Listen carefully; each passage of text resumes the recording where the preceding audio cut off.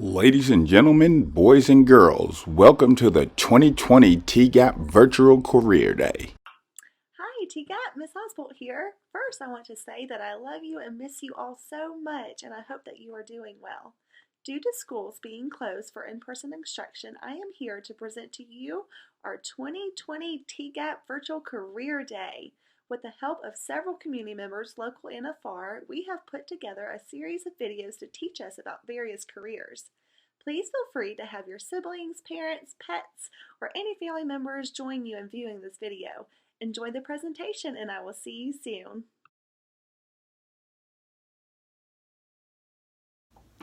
Hey everyone, my name is Stephanie Hill, I'm a reporter with the White County News here in Cleveland, Georgia. The White County News comes out once a week on Thursdays. And like I said, I'm a reporter, but I am also so much more than that. I do photos, videos, layout, page design, photo editing, our website, social media. You do a lot because we're a small staff. We have 6 people in the office. So we have myself, obviously, our editor and publisher, Wayne Hardy, our sports editor, Mark Turner, Susan Egan, who's our office manager, and then we have 2 ad reps, Tom and Eileen. So like I said, we're a small staff, so we do a lot here. We cover, like I said, White County. We cover the meetings. I cover the City of Helen, Cleveland School Board. Wayne covers the county and other meetings, but we've had to change how we cover stuff lately with everything going on. So we used to go to meetings in person. You sit there, you're among everyone, you take notes, photos, you talk to people there. Can't do that right now because you can't be around large groups. So we've had to do teleconference meetings, video conference meetings, just different things, trying to make sure we still provide the coverage we can. Just have to switch how we do it. I know schools have had to change how they've done it. We've had to change how we've done some stuff. We cover different, like I said, things in the county. We do feature stories, stories about people, or people helping each other, different things going on. Obviously, a lot has changed right now, so we're just figuring that out as everyone else is. Besides the newspapers, we also put out magazines. So this is one of our magazines. It's called Get the Scoop. And that comes out once a year, and that's your guide to experiencing and living in White County. And we do a bunch of different stories in there, have phone numbers, different things. So we've got all that, and that stays out all year. We do other, and that is just for White County. We do other magazines for the region, Mountain Traveler, Lake Living, different ones. I know Mountain Traveler is a very popular one. And so, like I said, we do all those. We do different special sections when the time comes. We do a Letters to Santa section. We do graduations. We do a bunch of different things here at the newspaper. Like I said, we do everything we can to keep you guys informed. We've just had to change how we do that a little, but as I said, right now I think everyone's had to change how they do stuff. So we're all learning and figuring this out together. But thank you guys so much for having me, and I hope everyone has a great day.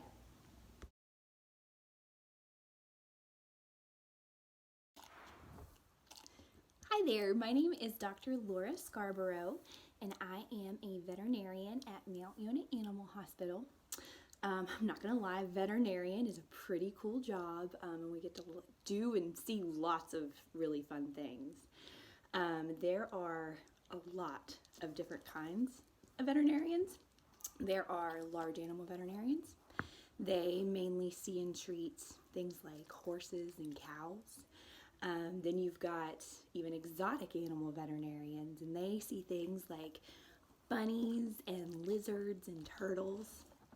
Then you might even have a zoo animal vet, and they get to do zoo animals, so things like tigers and lions and elephants.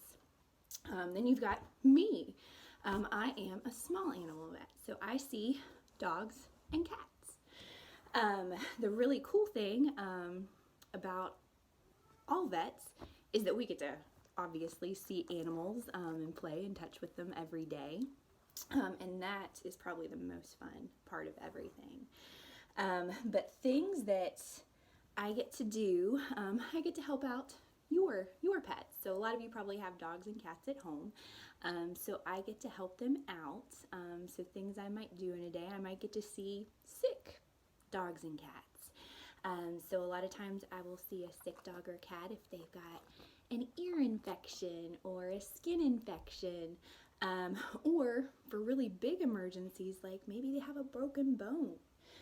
So I get to see all of those guys and help them through those situations. So that's always really nice. It's hard to see them when they're sick, but it makes you feel really good when you can make them feel better. The main reason that you might bring a dog or cat to see me is for a basic wellness visit. And during a wellness visit, the biggest and most important thing I do is an exam on your dog or cat. So I look them over really good from head to toe. And Mr. Max here is gonna show you guys what I would normally do. So with the typical doggy or kitty, I'm gonna look in their mouth. So I wanna see if they've got really nice teeth or if we need to schedule a dental cleaning for them. So I look in their mouth real big. Oh, Max, you need to start brushing, dude. Your breath stinks. Yuck. So we need to get Max in for a dental cleaning. That's pretty yucky in there. And then I look at their eyes. Oh, Max, you've got nice eyes, buddy. Those look real good. And then I look in their ears and make sure they're nice and clean. Oh, that's wonderful, dear. What a good boy you are. So your ears look great today. And then I would have them stand up. Stand up, Max. Good boy. That's a good man. And then I just touch them all over and make sure I don't find any lumps or bumps or anything strange. So we just pet on them real good. And when I'm doing this, I'm just making sure I don't feel, again, any lumps or bumps or things that we need to talk about and maybe do. And then I start feeling on their belly. When I'm feeling on their belly, I'm not just giving them a massage, even though that's what it looks like. I'm making sure all their organs feel like they're a nice normal size and shape and that nothing hurts in there. Max, everything feels real good with you too. Yeah. And then I feel back here on their legs and make sure it doesn't seem like anything's hurting them. Now Max is an old doggy and his legs are a little sore, so I'm not going to do too much with him because I already know about all that. But yeah, in an older doggy, we might talk about their legs being sore because that can happen as they get older, and there's things that I can give your pet to make them feel better and make them more comfortable. Now, I don't have a stethoscope with me, but normally we'll just pretend. I would put it in my ears, and I would listen really closely at their heart and their lungs.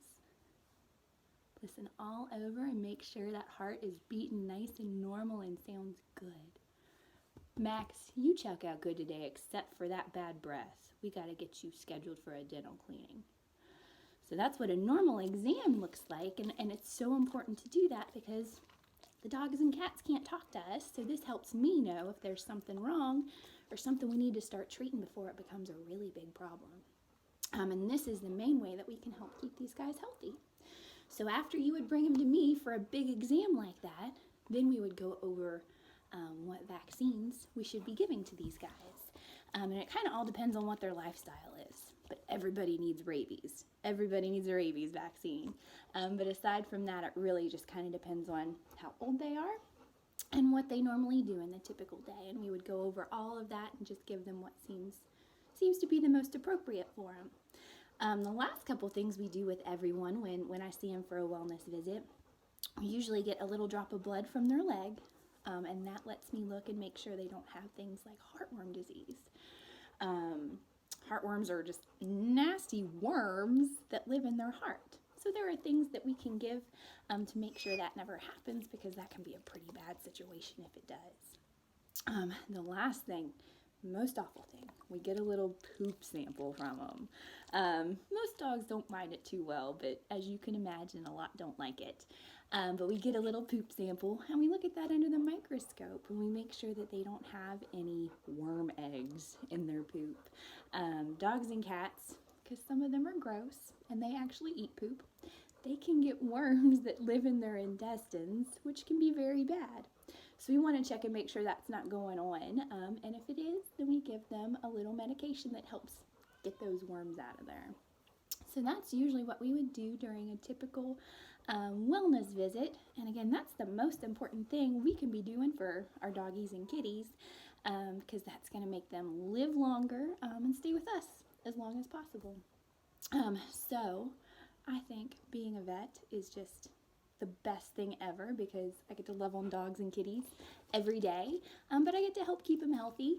And the best part is just keeping them with their family as long as possible.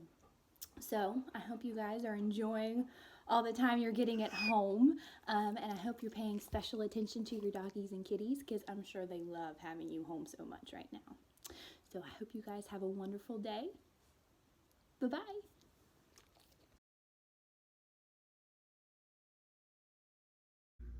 Good morning, I'm Chris Barrett with Barrett Funeral Home, and I'm here today to tell you a little bit about what is a funeral. Here's what Barrett Funeral Home looks like. Today I want to talk about 3 questions. To help us understand what we do at Barrett Funeral Home, let's answer these 3 questions. What is a funeral? Why is a funeral important? And how can I show my support to a friend who has lost someone they love? What is a funeral? A funeral is a service that celebrates the life of someone. It can be a sad time, but a funeral is also a time to celebrate the life of someone that you love. Why is a funeral important? A funeral helps with closure. People are sad when someone goes to heaven. Having a funeral or a memorial service helps with the grief someone might have. It also allows for others to show their love to your family. And our last question is, how can I show my support to a friend who has lost someone they love? You can send flowers, you can write them a card or a letter, or you could even come to the funeral home to a visitation or to the funeral. A funeral is also a time for family to come together and to talk about and reminisce about all of the awesome things about the person that has passed away. A lot of times people will do this in one of our rooms. And sometimes there will be a casket, there will be an urn, and they will visit with one another and talk about the life of that person. This is our chapel, and this is where a service can be held for your loved one. A lot of people can fit into our chapel, but at the service, this is where a minister would say some words. This is where songs could be sung. This is where family members can speak about the love that they have for their family member who has passed away and all of the good things that they have taught them in their lives. Let me tell you about one thing that goes hand in hand with a funeral, and that is food. This is one of our lounges where families can come together and eat and share a meal together.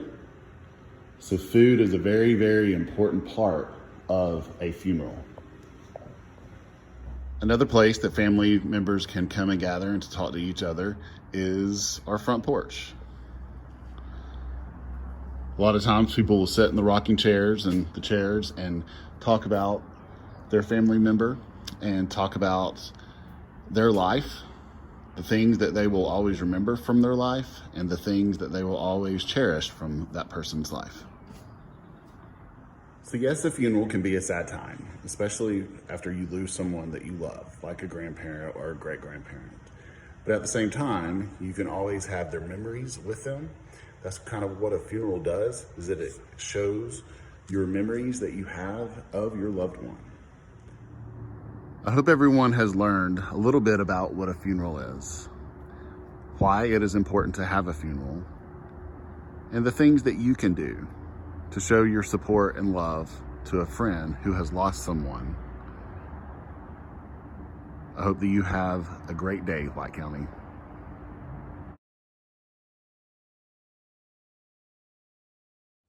Hey, what's up, guys? My name is John King, and I am a singer-songwriter, country artist. I live up here in Nashville, Tennessee, but originally I grew up in Habersham County, Georgia. So right there where you guys are from. Dr. Mulligan is a good buddy of mine, so I told him I'd send y'all over a quick video talking about what I do for your career day. So I tour all over the country singing for amazing country music fans, and I get to write songs for myself and also for other artists. So it's a really fun career. I've been doing this since I was about 10 or 11 is when I started playing guitar. I got my first guitar and started singing and writing songs. I was singing in church, and I just kind of found it was something I really liked to do.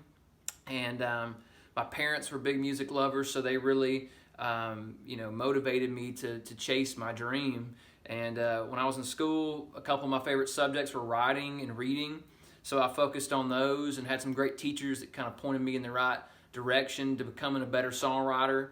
And I worked really hard in school. I got good grades because I put a lot of time in, and it was an important thing. And I knew I wouldn't get to play shows. My mom wouldn't let me if I didn't make good grades. So I would definitely encourage you guys, if you like music, you like writing songs, you like singing, to definitely check out being a singer-songwriter as a career. It's a lot of fun. It's a lot of hard work, a lot of practice, but it's worth it. And I was really lucky to have some great people around me that I trusted and that loved me enough to point me in the right direction. So listen to your teachers, your parents, and definitely follow your dream. But it's been really fun to do this, and I'm always really proud to be from Northeast Georgia. So I hope to see you guys at the show someday, and I hope you find the perfect career for you.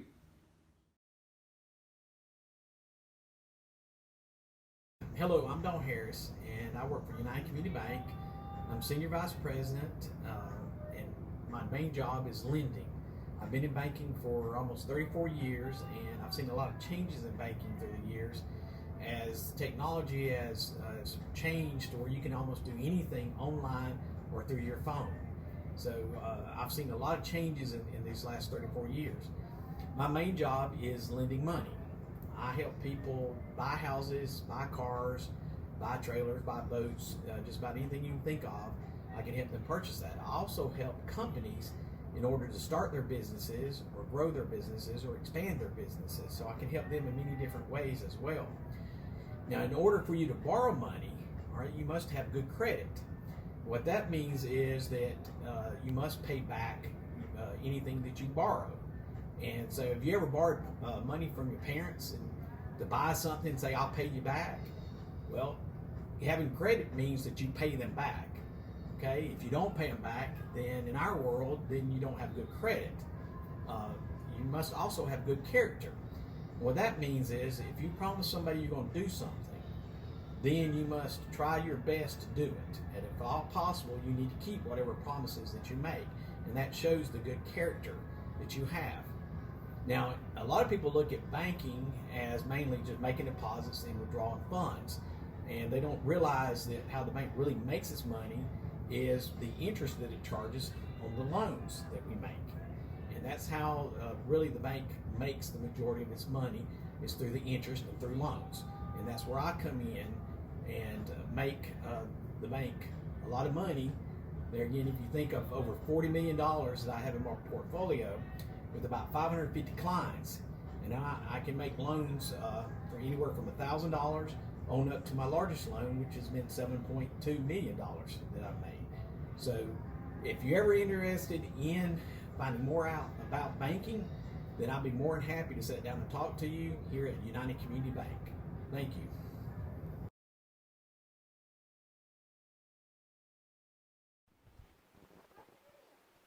Hi, this is Cam Christopher. My son Clay is a 5th grader at TGAP, and I'm here to talk to you on Career Day. Hi everyone, miss seeing everyone, but I'm glad that everybody's doing great at home.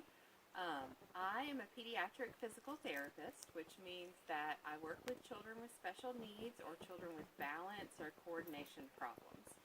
So maybe there's a child that's having a hard time learning to walk and move, and I'll help them learn how to get up and walk and move and explore their environment.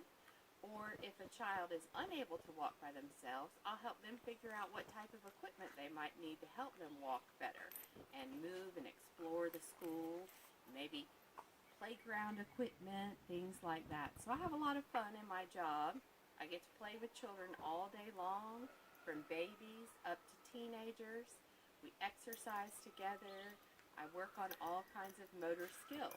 And so to demonstrate to you kind of what I do, I'm going to show you a video of an obstacle course that I designed with my children and show you how they would go through the obstacle course to build their strength, their balance, and their coordination skills. So here we go.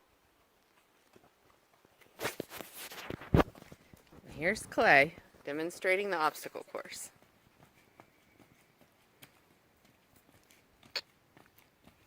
This This works on balance, coordination, focusing, agility,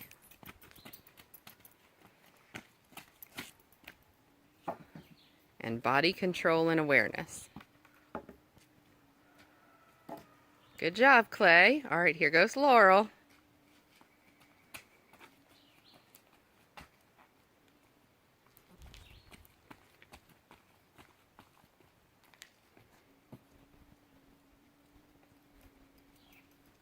The dogs are also in on the fun. Dogs are great motivators. Here we go, the balanced teeter-totter. Excellent. So you can see that working with children can be fun and exciting and help to encourage them to be stronger and better at everything they do and help them live up to their greatest potential. So I hope that you are interested in physical therapy and do more research to look into the career. I work with children, some people work with adults. Healthcare is an excellent field, and I hope you guys are doing wonderful, and see you soon. Take care.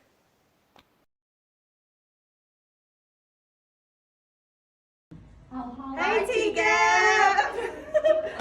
Happy Career Day! We're excited to be with you all. This is a little different than what we're used to doing, but we're very excited to be able to do it this way. So to get us started, we're going to do a brief introduction and show you what we do in our profession. My name is Lori Presley, and I'm a physical therapist and certified athletic trainer. And I'm Kendall Brockhunter, and I'm an occupational therapist. And I'm also a certified hand therapist. So you'll get to see a little bit about what that means in a little bit.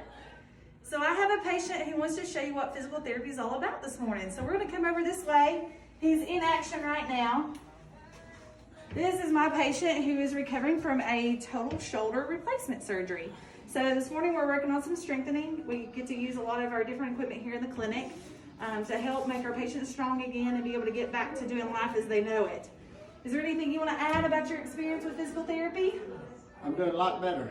Good, good. Strength's coming back. I'm back to work now. Very good.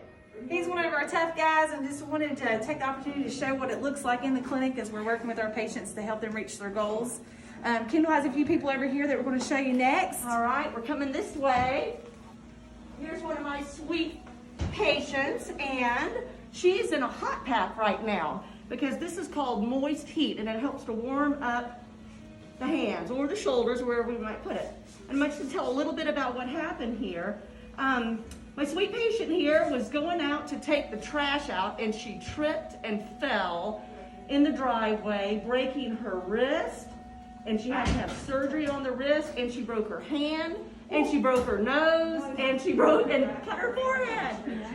So show her a little bit about what the problem is. So she's lost some movement in her fingers and in her wrist. And so from an occupational therapy standpoint, what we're trying to do as a team is to get her hands more flexible so that she can do things like button, cut food, open a can, all of those kinds of things that we need to do for our daily activities. And that's a little bit different from physical therapy. For occupational therapy is that we look at things from a more functional standpoint. Okay, so I'm going to have Miss lady here start on doing some marbles, okay? So let's work on picking those up. We're trying to work on getting some dexterity in the hands. I know it's hard. Okay, we're going to go over and I'm going to show you another patient that I have back here. One of the things that's really hard, watch. When I talk, my glasses fog up. This has really been hard, this COVID deal working in the clinic. But come on. And this is Heather. She's another physical therapist. She works with us. She's wonderful. And then this is called flutotherapy. We call it the magical corn. And what it is, if you come over here, you can see what this stuff looks like. This kind of got out. Woo! But it's corn, ground up corn. And his hand. And it's all over me. And it's all over us now. But it's nice and warm, and he can move his hand around in there. Tell him real quick what happened to you.